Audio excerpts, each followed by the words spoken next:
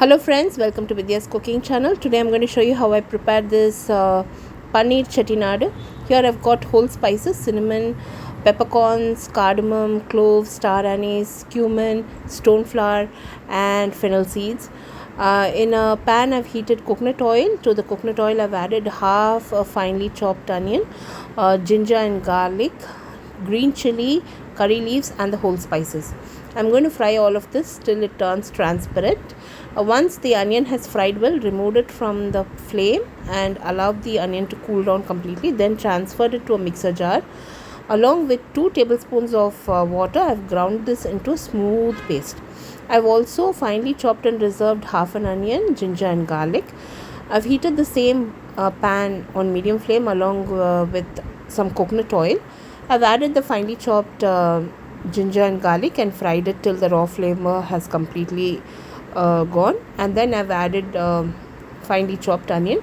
You can see the masala has ground into a smooth paste. Now I've added the onion. I'll fry the onion along with 2 sprigs of curry leaves. You can also add green chili as per your preference.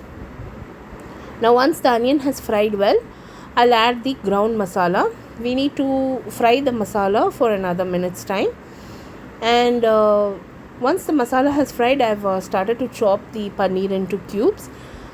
I've added some salt in the masala as per taste. I've added coarse salt.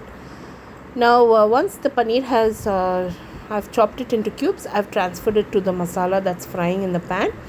I'll also add chili powder, turmeric powder, coriander powder and tiny amount of garam masala.